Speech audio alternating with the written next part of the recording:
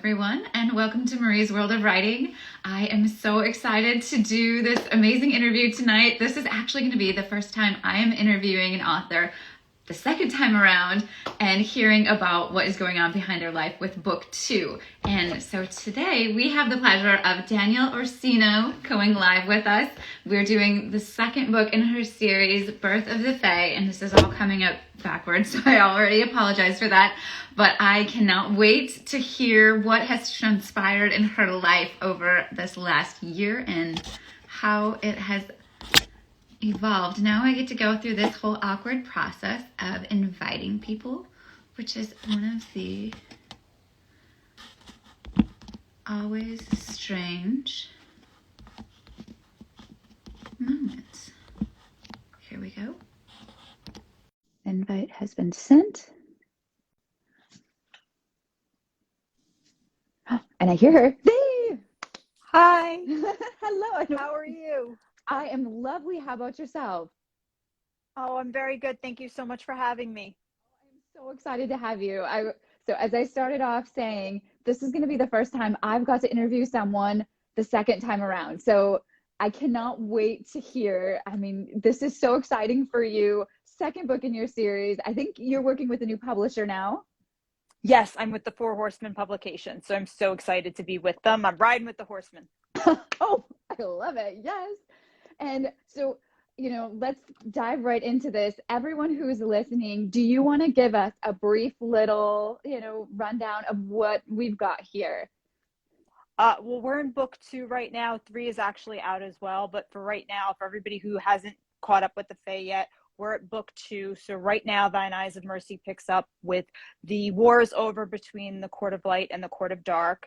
And we pick up with King Jarvok really contemplating on whether he's going to sign the treaty or not with Queen Aurora. And from there, they figure out that the human world has changed dramatically.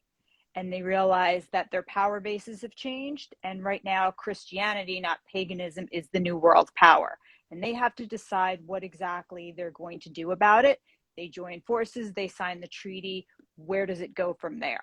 So we have to learn more about how humanity has moved on from paganism and now what the Fae are going to do and how they're going to live their lives. They're not at war anymore. So what does that mean for them? And what does it mean for them as the Court of Light and the Court of Dark? Because they established themselves as this, as the Court of Dark and the Court of Fae. But what does that mean? So now they're not fighting. What do they do? And how do they establish themselves as monarchs, as Queen Aurora and King Jarvok? So we learn a little bit more about that. And now we have a new enemy in Queen Mary the First, which a lot hasn't been written about her. We know a lot about King Henry VIII. We know a lot about Queen Elizabeth, but Queen Mary always seems to get lost in the mix. So we're going to meet her and see where it goes from there. So you did kind of a leap here in going from more strict fantasy, just like high fantasy world, to now really like the marriage of historical fiction, taking our things that we know, marrying it with the fantasy. How did you research that? Do you have a background in history, or were you just like, I'm gonna go for it? No, I loved the idea of Queen Mary having this phantom pregnancy. And with my nursing background, that just kind of married together really nicely. So I just was fascinated by that. So I thought I would take that and kind of give it a Fae twist a little bit. So I worked with that, and then I actually took a course on Tudor etiquette to make sure that I really nailed it, because there wasn't a lot. Like I said, there was a lot about King Henry VIII. We've all seen Reign. We've seen the Tudors. We've seen a lot of shows about that. We've seen movies about Queen Mary, Queen Elizabeth, and Queen Mary Scots. But Queen Mary the First, she just tends to get lost. So to really research and dive into her, that was very different.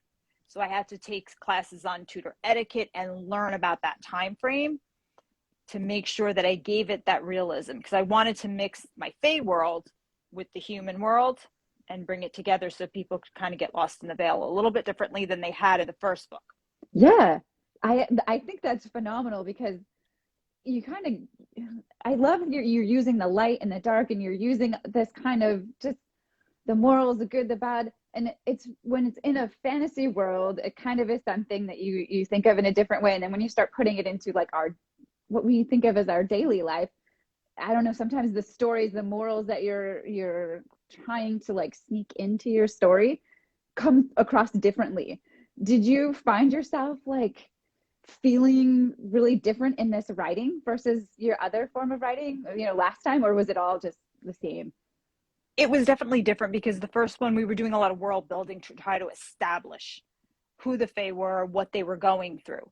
This one I looked at it differently, especially through Bishop Alwyn and Marjorie's relationship, being a chambermaid and what she was just going through in her day-to-day life. And once again, that came through a lot of research on what a chambermaid would be doing, and then the classes of the courtiers and that kind of thing. That was very different. So doing that research and then trying to pull what the caste system was like, that gave this book a totally different feel. And so the dedication of compassion really came through. Yeah. And that wound up being the theme for the book. And Alwyn, Bishop Alwyn, kind of carried that whole emotional crescendo for the rest of the book. So I enjoyed writing this one, but it was just definitely a different feel. There was a darker tone. If I had to look at all the books, I'd say this is definitely my Empire Strikes Back. This is my darker book. But the idea of the morals and kind of that act of compassion came through and definitely carried through. But the humans and the Fae interaction, completely different than what we saw in the first book, and that world building and those big moments. Yeah. I love how, just every little aspect of your book, all of the pages and like the chapters with the little, just, I mean, the detail that goes into this, the little accoutrements and like the little gorgeous things. But I'm so enthralled by this because whenever I read fantasy books and I look at a map, I'm like, somebody really put some freaking time and drew this all out. And how did this happen? Is this like your drawing? The first map, I drew the first map out, and then I sent it to Daniel Hasenboss, who has done maps for D&D, for Lord of the Rings. He's a phenomenal map maker. We worked together and did it, and that's how that came about. It was in the first book, and we've carried it through all the books now. Yeah. But I sat down and really thought there has to be a map in order for people to see the Veil and how it's come about. There had to be a map there. You've got to be able to see the world and see everything. But originally I sat and I sketched the map out. Actually, my friend Jacob Rivera, he laughed at me because he's seen the map in all its iterations and all my little sketches. Yeah. And he would sit there and kind of point at it and be like, what's this? Where's this place? But I had to have a map in order for me, just as the author, to be like, okay, here's the Epican Forest. Here's the Foralina Forest. Where is this going to be in conjunction to Bloodhaven? How do we get from point A to B? I had to have that for me. So I know if I had to have it, then my readers needed it.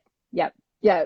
So it all needed to be there, and just for everybody to really make the world feel lived in. Because I think as a fantasy author, the world needs to be lived in. It needs to feel that way in order to make it real.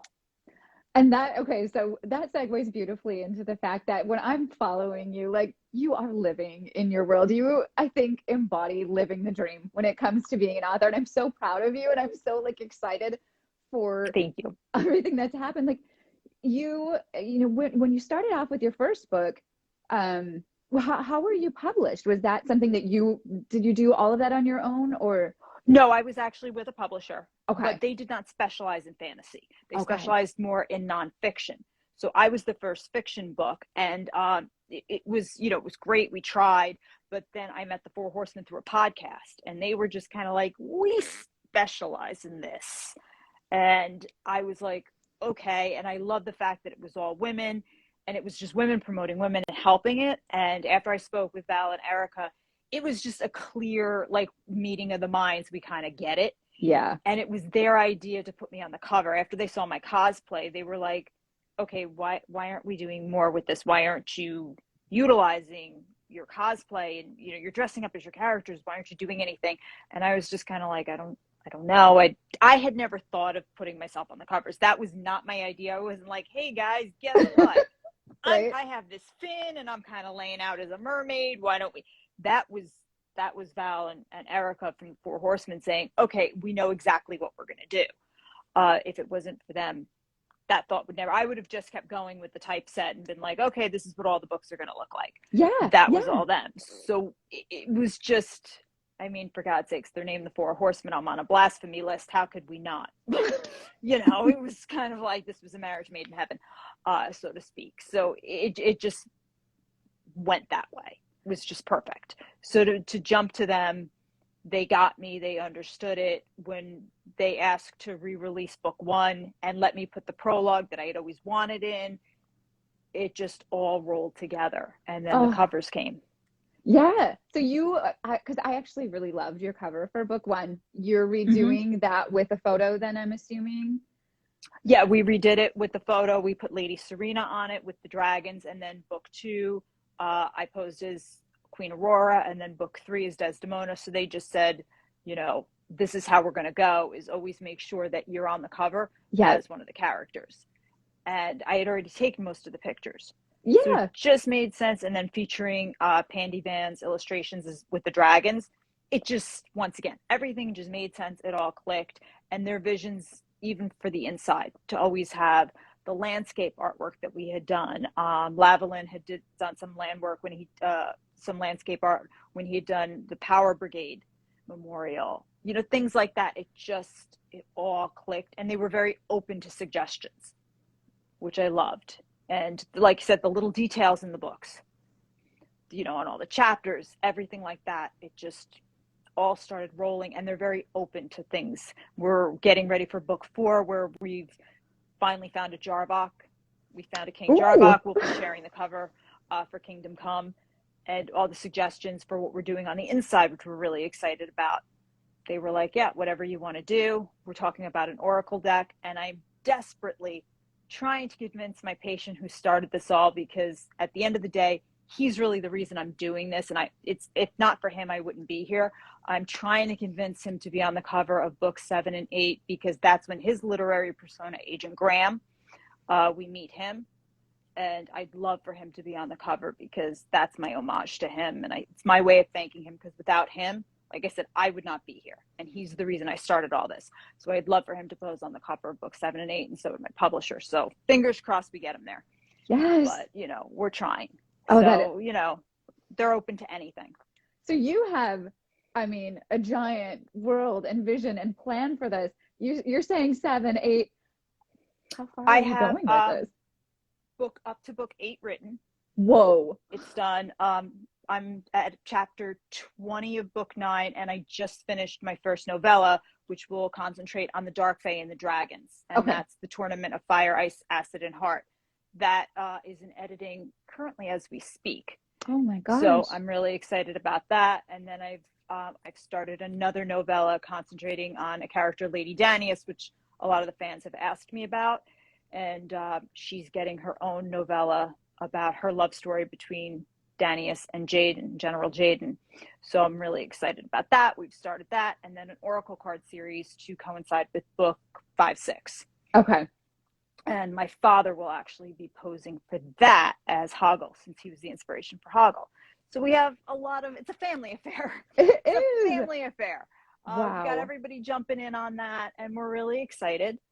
But, you know, it's taken a while to get here. And I'm very, you know, I'm thrilled that the Four Horsemen have been so open to suggestions and allowing me to do this, and allowing me even, you know, in fantasy, there's a lot of little niches and subgenres and things, and jumping to alternative history with Thine Eyes of Mercy, then going back to full mythic fantasy with From the Ashes and Kingdom Come. And they've kind of let me do what I wanted to do and supported me in any way I've asked, plus audiobooks. We're in the midst of recording Thine Eyes of Mercy and From the Ashes right now. Oh, wow. So, you know, and they've been great about that. So I can't complain at all. It's been lovely. You are a busy lady. So are you still nursing, or has this gotten to become your life full time? This is all I'm doing. I'm not nursing anymore. I'm just doing this just to concentrate on making this world come alive. I mean, you know, there's a lot of things I'd like to do with the Veil. I'd love to, you know, see it in a graphic novel. It seems to lend itself to that. Very much just so. From my comic book background, yeah, I'd love to see an anime, you know, a graphic novel, and bring this world fully into that comic book realm. I mean, that's where I come from.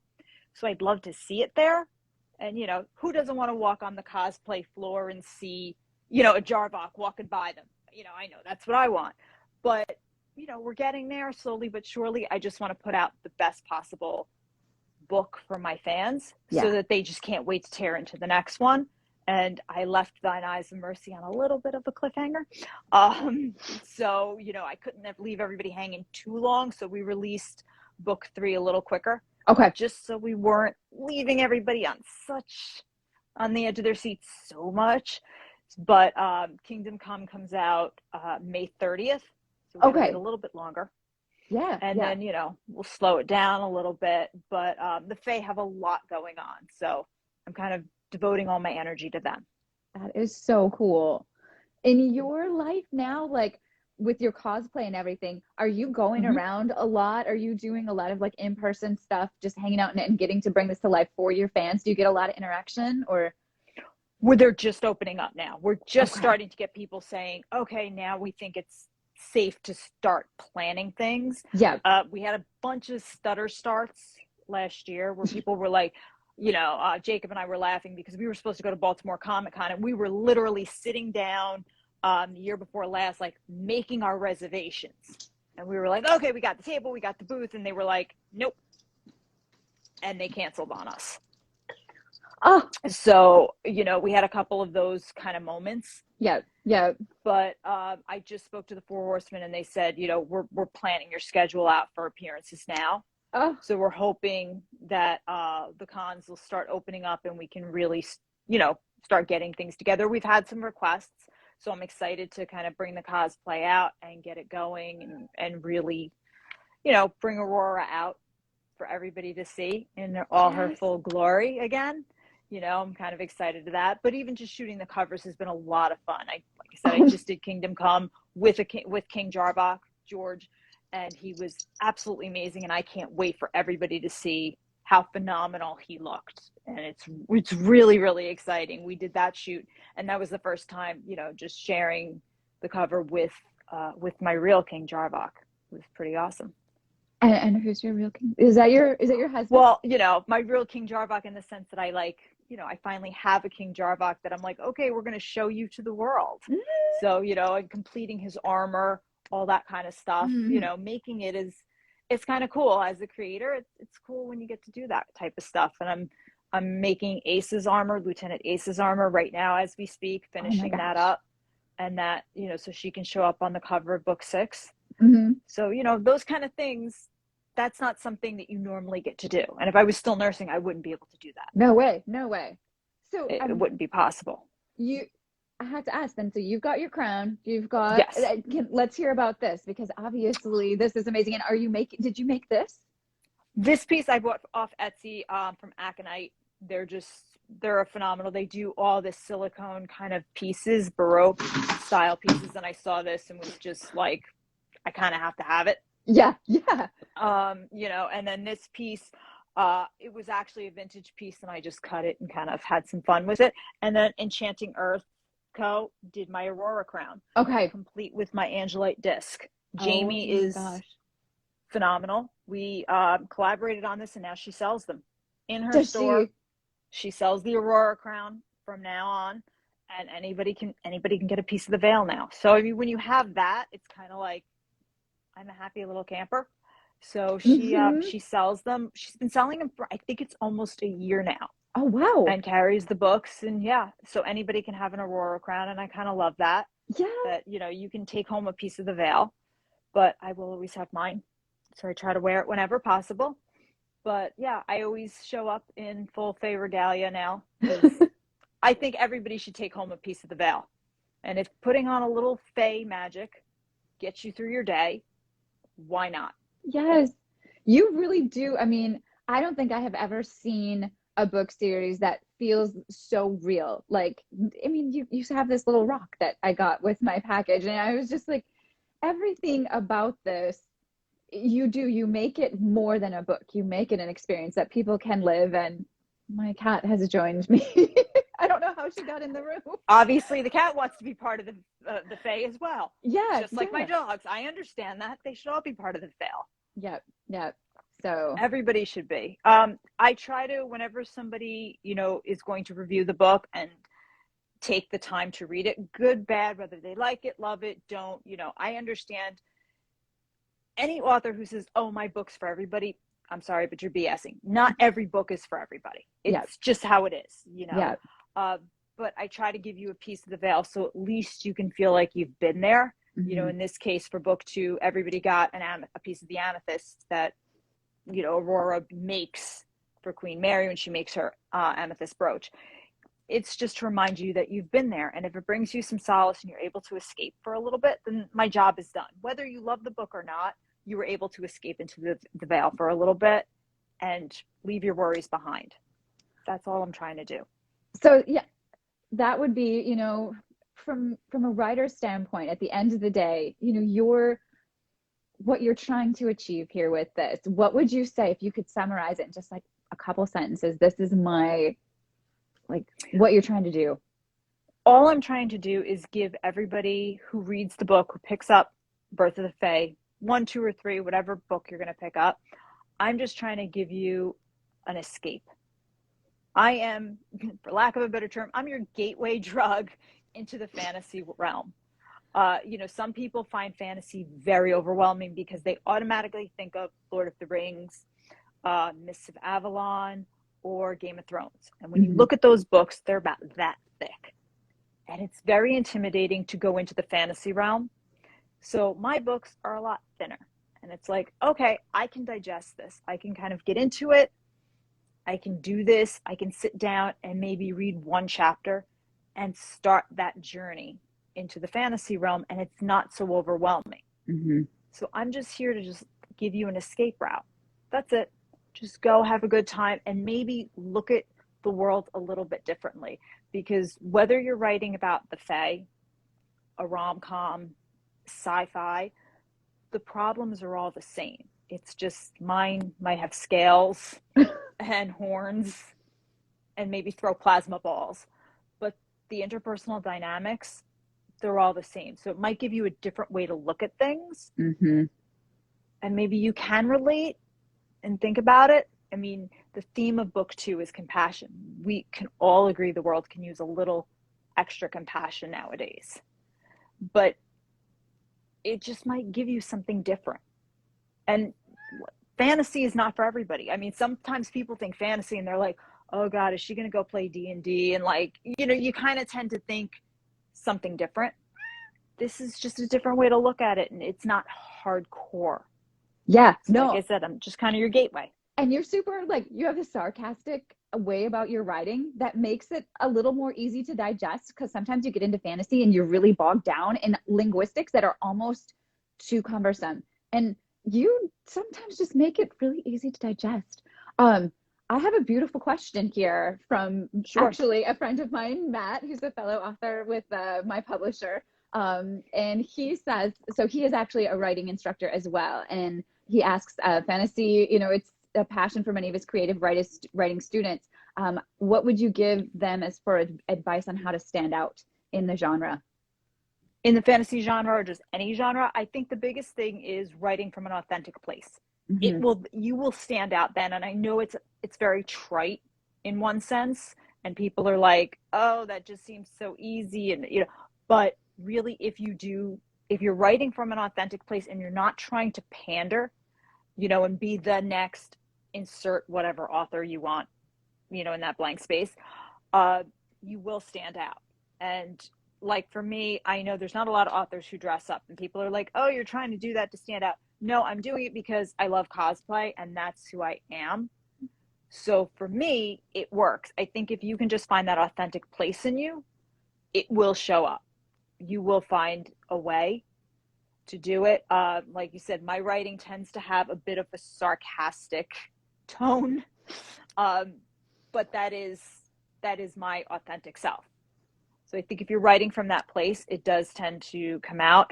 The other thing is, just from a total business sense, just learn one social media. You don't have to be on all of them. Oh man, just try to learn one, because it's exhausting, and we really should be concentrating on writing.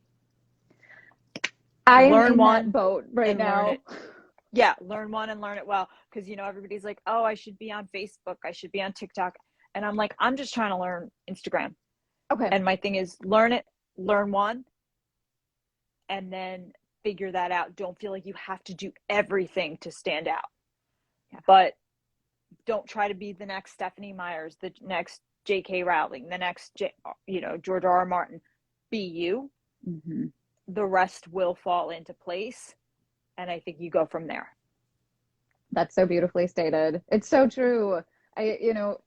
When it comes to almost anything in life, whenever you obey your authentic self, that's when you all of a sudden like just stop, swimming against the current and like flying. Mm-hmm. You just take off. And it's so hard for us as a human beings to do that, which I think, sometimes in writing, those are the little snippets, the lessons that we're trying to sneak into dialogue. And what's happening with our characters is trying to tell people, hey, listen to yourself. Like there's something inside of you that you have to be, and everything else, ignore it. It's all noise, but it takes almost having some kind of a journey, some sort of an epiphany to get there.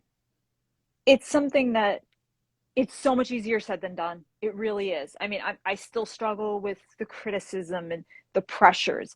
That's never going to go away. And anybody who tells you it is, they're BSing you. I'm telling you honestly, like you're still going to fall for that. It's just how that one bad Goodreads review is always going to bug you. Oh. It's never going to go away. I'm telling you right now, you're still going to be mad about it. That's just how it is. Anybody who tells you like, oh no, I'm cool with that no, you're not. Okay. Like, let's be honest. You're still mad about it. We all know it. The 1-star review, you still want to go find them and smack them. Okay. We know that. Like, yeah, I get it. But if you can just write from who you are, the thing is you have to know when to take the good criticism, when to take the bad. Like you have to kind of figure that out and just write from the heart and know when you're kind of not writing really good. And when it's time to like pull back and be like, okay, that's not my best work, and kind of come back to center, when to leave it alone. But write what you want to write. Don't write what you think people want you to write. And that can be really difficult the further you get along. Yeah. But it's keeping that authentic barometer. Do you carve out space every day to write, or do you have moments where you're like, I'm not writing this month, like I just can't? I write every day. Okay. And that's also why there's a lot of voices in my head. I write every day, and I handwrite first, and then I go to the computer. So everything I've done has been handwritten first. It's not written in order. I don't know anybody who writes chapter 1. If you can do that, that is awesome. I have never done that a day in my life. When I started these books, the first chapter I wrote is actually book 7, which I can tell you is now chapter 12 in that book. Oh my gosh. It was when Agent Graham introduces the whole notion of a certain fae to the DOD. That's how this whole thing started. And I was literally sitting there going, oh, wait a minute. Nobody knows what the fae is. Okay, let me go back. And I picked up another one, and I was like, the fae are, and I'm like, oh, okay, wait a minute. Nobody knows who that one is. And I picked up another one and started writing again. And I had just journals of things. And that's how all the books started. This was supposed to be one book. That's what this was supposed to be. Yep. 7 books later. I mean, so I write every day and I skip things. Like I'm on an epilogue right now for book 6 that I've decided I want to add. I don't know where I got this idea, and I'm in the middle of writing that now, and I think I'm in the 1600s of London during the plague. That's what I'm writing, and then I'm like, oh wait a minute, this would be, and I'll be in the middle of it, and I'll be like, oh, I should go back to that novella about Danius, and I'll stop and start picking that up and start writing. And I just keep flipping back and forth. My editors want to shoot me. And that's why I have 2 editors. I have the one the 4 Horsemen have assigned me to. Thank God for Bo. She's beautiful. I love her. She probably wants to kill me half the time. And then I have a separate one that I pay completely separately, Christina, who I love and adore, who has to put up with my crazy ass. You need that. It's so because I important. need her, because she sees it first before the four horsemen ever get it. And they're Yeah. just like, why are you doing this? I'm like, because you think I'm crazy now. Like, you have not seen anything yet. It was your one filter before it got here. I'm like, the Yes. voices up here, you haven't seen them. Christina gets it first, and she'll be like, okay, Danielle, we have to talk. She's like, we'll set up a meeting. We get on the phone, and I'm like, she's like, go to page 3 for a second. And I'm scrolling through, and she's like, okay, what is going on here? I'm like, I don't know. I had this idea, and then this, because she's now read everything, so she kind of knows where I'm going. But it gets a little hectic up here. And that's why I say to people, just do your process. That's why when people are like, do you have any advice on writing? I'm like, well, I'm the last person you should be asking. I'm not classically trained. If my English teachers from high school knew what I was doing now, I can't even imagine what they would say. They would just be like, Orsino? Wait a minute, which one? They would be like, wait, she wrote a what? What are you kidding me? No, that's not possible. They'd be losing their mind right now. So you have to do what your process is and follow through with it. But yeah, I write every single day, whether it's readable, totally different circumstance. But yes, every day I'm writing. So how's your grammar? Like when you write, like are you pretty good? Horrible. Or is your editor Horrible. okay? I have one long run-on sentence. I love commas. Love commas. Love it. Love commas. The word like, favorite. That. Just? How are you on just? I remove just about all of the time. Some. Oh, and all my characters knit their eyebrows together a lot. Oh gosh. I've thought about buying a And a book shoulder of shrug. facial expressions and just like randomly going through it and picking so that I don't say that. Let me put it like this. Anybody out there who wants to be an author, buy the Emotional Thesaurus. It is the best you will ever spend your money on. That is the best thing you could ever spend your money on, is the Emotional Thesaurus. Emotional Thesaurus. Everyone write this down. You've got to get it. Yes. Yep. When you've written that is worth its weight in gold, is the Emotional Thesaurus. I love it. I should actually buy more of them and hide them around the house. That's what I should be doing. But the Emotional Thesaurus, get that book. Totally worth it. It is hard not to write the same thing when you've written as much as you have. I mean, it's impossible.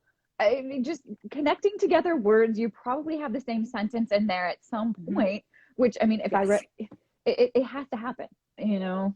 Yep. I actually have an author index of every character. Okay. That I keep with all their physical descriptions, their character arc. And then I have that with all the Fae protocol, all the mystical items, all the areas of the veil. It's a big book that I keep separate. And I think one day I'm actually going to sell this, because somebody will just laugh that I actually kept all of this. Yeah. I mean, down to the foods they eat, all of it, because I get lost. I even have to write who's related, who I've killed, who I plan on killing, because I'm an equal opportunity murderer. Nobody is safe, and I'm an equal opportunity offender. They're all going to go. So I have to keep that all in mind at some point or another. So you have to keep track of all of it as a writer. You need to know. Yeah. So just for you as a writer, just keep it all together. Because there are characters I've killed, and I'll go to write them. I'm like, are they dead? And I have to look up, and I'm like, oh, I killed you a while ago. I'm like, okay, got it. You're dead. Moving on. And just also to bring your strings together. Yeah. Yeah. Because I like to leave Easter eggs. And I'm like, all right, now I got to bring you back around. Yeah. And, because I like that. I mean, as a comic book fan, especially, I like leaving Easter eggs. You've got to. Yeah. And it's so fun when you, as a reader, to find them and to be able to pick up on that. But yeah, as a writer, keeping it all straight. I mean, you need to have just an index for that alone. And wow. When do you think about this? Are you plotting this out when you're working out, when you're just going, how do you? It turn the doesn't. wheels. Like I said, a lot of voices. They don't stop. Doesn't shut up. No, especially at night when I'm laying in bed, I get a lot more. Yeah. What I'll do is I will play a scene in my head as I'm going to sleep, and I'll play it like a movie. Yep. And I'll replay it and think, if I'm bored, the reader's going to be bored. And then I'll rewind it and try it with a different cadence, or I'll try it with a different line and see, did that work better? And if it did, I actually do keep a journal. Another hint, I keep a journal by my bed. Yeah. Because I get better ideas when I'm relaxing sometimes. They hit me. And then if the scene works better, I'll rewrite it. Just because I'm like, okay, that does work better. Yeah. So let me remember that. But I try to do that. And sometimes I also play it with music as a background to see if that cadence in that emotional kind of stylized works better. Because sometimes I like to play music when I write. So I have a playlist going on in my head. Okay, or I'll have a playlist just in the background. But then when I'm falling asleep or when I'm laying there, I'll play a different song and I'm like, maybe that works better. So that gives me a different feel. But I get a lot of ideas like before bed or sometimes in the middle of the night. I've had characters walk right through my head in the middle of the night and be like, excuse me, my name is so-and-so and I need to be in this book. And one character who you'll meet in book 3 briefly, and then she plays a much bigger part later, was Indiga. Okay. And she's Bishop Ward's niece. And she walked into Cherry Bomb right through my head at like 3 a.m. in the morning and literally knocked on my head and was like, excuse me, my name is Indiga. I'm 6 years old, and get up because I'm throwing everything you just said out the door and you're going to write about me. And I got up and I was like, okay, kid. And she was just like, here's my deal. This is what's going on. And I'm like, it's 3 a.m. And she did not care. And I had to write. So it really depends. But I'm always kind of just trying to figure out how to put it all together. Yeah. Yeah. And then I'm listening to the fans. I've had fans who are just like, I wonder how this is going to play out. And they're asking earlier than maybe I intended to tell them. Yep. They really, and I'm like, all right, maybe I got to put this one a little earlier. Maybe I got to give them, maybe I planned on doing it now, in this book, but all right, maybe I got to back it up and I'll give it to them a little sooner. It seems like everyone is kind of pushing for the King Jarvok and Queen Aurora. We're all pushing for the King Jarvok, Queen Aurora romance. We're all pushing. Yes. I had a couple people pushing for it, more than a couple.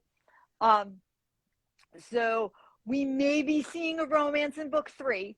Everybody was pushing me for a romance. And I told them I will not give a romance until it's organic and it feels right.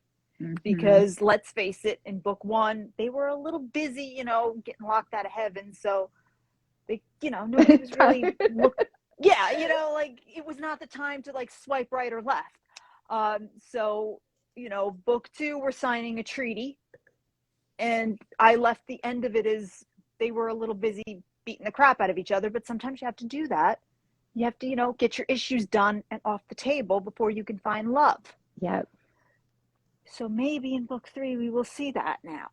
Maybe the issues are finally finished and we will finally get our romance in book 3. As I've said before, I'm not a romance writer per se. Yep. But what's a Fae novel without a little romance? Heck yeah. I mean, it moves stories. It progresses things lovely. And everyone loves the tension. The tension just gives the feel. We will see Jarvok and Aurora come to a mutual understanding, I shall say, in book 3. And finally see some action for the two of them. We shall see in book 3. And we do have a very funny scene where Jarvok has to get a sex talk from Zion. That's because apparently Jarvok has never gotten any.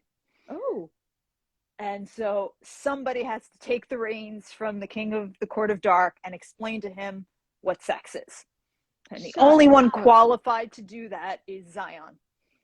So Zion has to sit his king down and explain what aura blending is, because the Fae call it aura blending. Oh. So he has to sit his king down and explain to him, this is how it works. But Zion still has this father-son relationship, so he has to do it in battle terms. So you'll have to read book 3 in order to see exactly how Jarvok and Zion's sex talk goes down. But it's probably one of the most awkward things that you can imagine. Imagine having, like, you know, the son explain it to the father. That's what we see. And then not use any sexual terms. Oh. If you needed a plug for book 3, I think there you have it. I mean, who doesn't want to see how that turns out? One reviewer said for no other reason than just for that chapter, they were like, I would have bought the book just for that scene. And Los the dragon has to sit through that whole talk. Oh my gosh. So Los is watching this whole thing go down like, you two are idiots. That's amazing. You're like so much fun with dragon body language in that scene. I'm sure you got to like writing dragon body language is a whole other thing. But you know, luckily I have my Yorkie to kind of model it after, so it works. But that was a very difficult scene to write because, like I said, I'm not a romance writer. Oh man. So sitting there and thinking, how do you write about sex and not use sexual terms at all? That took me a little bit of time. That was like the last thing I wrote. Like I finished the whole book and I kept going back going, okay, I've got to write this now. How do I do this? 3 shots and you're like, all right, let's go. I was just like, here we go. So it took a little more to get it done. But you did it. And it's I'm very happy with the way it turned out. You know, it's one of those that's going to keep people talking. And those are the things that what we have to write, that we have to push ourselves through those awkward moments when even we are like, but when you do it. I'm very happy with the way it turned out. It sets it up and it got me ready for when I had to write my first like real sex scene later on in book 8. Oh my gosh. Okay. So I like that it comes in book 8. Yes. When I was on with the 4 Horsemen, they do drinking, and I was like, this is great because drinking and this is so much more fun. But then they got talking about sex scenes and writing sex scenes, and I was just like, Eric will get drinking. Yeah, Eric she loves that. Erica's good for that. Yes. Erica's not yet read she read this one. She's not read the sex scene yet, but she keeps teasing me about it. So but I did write my first sex scene and it took me a long time. And I actually read it to my patient who started this whole thing. No way. Because he was the only one I could read it to. If you can't read it to him, I can't read it to anybody. But we got a good laugh out of it. Because I was like, you know, I'm like, well, technically it's you, but it's not. And we kind of went back and forth. I was like, this is the weirdest conversation I've ever had. But it was, it was a lot of fun and, I'm excited. So, we'll see. But the Fae have a lot going on before we get to present day. So, everybody just has to kind of hang in there and see. So you get through Thine Eyes of Mercy and then From the Ashes, and you can see what all the fuss is about. Your readers are never going to go dry on material. I mean, they are going to be so excited and have an entire world to just lose themselves in. And it is so exciting. First of all, I'm going to throw out here to anyone else that is, watching, if you have a question for Danielle, throw it out there because, obviously we love to answer questions and give advice. But for you right now, if you could go back in 10 years and see you in 10 years and be like, hey, this is your future self, what would you say? I would think I was lying. This is not something I would ever in a million years have thought I would wind up doing. I was on a track to go to PA school. I thought, I'm going to continue in medicine. I was hardcore. That's what I thought. I was in the middle when this was all going down. I was actually sitting in a nurse practitioner interview. I was applying through CASPA to the physician assistant programs. I was not going to stop and go become a writer. I mean, Yep. That is so left.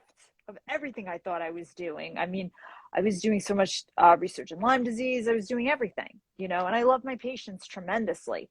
I never would have thought this was going to go where it was. And I'm thrilled because I do feel like this is where I'm meant to be. Yep. I do feel, 100%, but I would never have thought. I've discovered so much about myself. I've been able to be more honest about where I'm at and honest with myself, but no, I would never have thought this is where I was going to be. I remember calling my father when I made the decision to not go to the PA program and to pursue this, and calling him up, and I'm holding my acceptance to the medical school in my hand and calling him up and being like, hey dad, whatever, we're talking. And I'm like, so I got into the PA program, and I'm like, and it says medical school, and like taking a picture of it. And I'm like, yeah, I'm going to go write a book about fairies. Okay, but technically I got into medical school. I love you. Bye. And just like, and waiting for the call back, because I was like, I know he's going to call me back. And he called me back, and I was like, hey. And he's like, so back up again and let's talk. And I was like, well, the program's going to cost $180,000. And I'm like, and with the new tax thing, I can't write it off. And, explaining everything. And he was like, okay, go write a book about fairies. All right. I was like, but technically this counts. I got into medical school, right? Okay. All right. I love you. Bye. Yes. Did it. Check. And even as I'm saying it out loud, I'm like, I'm going to go write a book about fairies. Like, you say it out loud and you're like, am I freaking, like, what is wrong with me? Even as I'm saying it, I'm like, this sounds nuts. Yep. That's just it. Like if you would never believe yourself. You would literally have to be like, no, let me show you photos and video, and you'd still be like, no, you're crazy. And I'm still like, even as I'm looking at everything I've written, and I've got like the map half drawn and everything else, I'm still looking going, no, I got like half a dragon drawn over there. I got a rock, sitting there, and I'm like, what? Did I finally lose it? And like, did the voices finally get to me and I've lost my mind? Because that's definitely a possibility. Mm-hmm. And then there's a picture of me like dressed as Harley Quinn with the mallet, and I'm like, yeah, I might have lost my mind. Like the hyenas might have gotten to me, and I'm really ready to lose it. That's completely, I was just at like Comic-Con dressed up like that. I'm running around with a mallet on my, shoulder, dressed as Harley Quinn. That's more realistic. That's more what I'm like. Yeah, I probably lost my mind. Yeah, I'm Ace Chemical. That is, right around the corner. I should jump in because, I'm crazy. It was like, what am I thinking? That's what it takes. Here I am. That's what it takes. At the end of the day, when you want to inspire your students and when you want to tell people, hey, you want to be a writer, what does it take? Dive in head first. Don't look back. Give everything that you've got. I mean, you went there. You gave it all, and like it totally worked out. I think you were my favorite success story. I love hearing what you're doing. I'm so proud of you and so excited to like continue this evolution. So, are you going to be in San Diego for Comic-Con ever? That's the goal. The goal is to have a booth at San Diego with a video game and be ready to rock and roll. I would love to have a cosplay calendar of all the cosplayers dressing up as people from the Veil and do a nice cosplay calendar because I want to give back to the cosplay community. Calendars are awesome. All right. Well, when you come to San Diego, hit me up. Yes. You know what? We'll do a whole live broadcast from Comic-Con. Heck yeah. And I want to get, we'll go check it all out. Trust me, I'll be fade out and ready to rock. But, that's the goal, is to bring the Veil to everybody and to have everybody walking around saying chaos be with you. Because, I'm looking to take over the world and be one of the first, like, anime creators, like, from a female perspective. Because everybody else who's got an anime, it's like, oh, well, it came from a video game. Oh, well, it came from a graphic novel. I'm like, how many just came straight from a female fantasy author? I'm like, not that many. So maybe it's time, and I'm kind of ready for it. Yep, you definitely are poised to do a lot of groundbreaking things. I am so excited for you. All right, well, I think that kind of wraps it up. I thank you so much for being with me tonight. And then, just in summary here, where can we find you now? What's the best places to get all of your works? You can always find me on Instagram first at birthofthefae_novel to kind of catch up on all things Fae, or birthofthefae.com, fourhorsemanpublications.com to check me out on their authors. And then you can buy the books on barnesandnobles.com, Books A Million, of course, Amazon.com. And then check me out just on Instagram and kind of get caught up, and on Twitter at Birth of the Fae.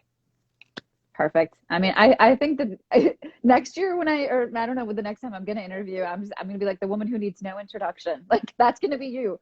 Very As soon. soon as Kingdom Come comes out, I will come to give you all the scoop on Kingdom Come as well. Awesome. And then I'll let you know how the veil is burning down then. I cannot wait for it. Okay. Well, thank you so much again. And yeah, I just wish you all the best. Thank you so much for having me. I appreciate it. All right. Have a good night. Thank you so much. Bye-bye.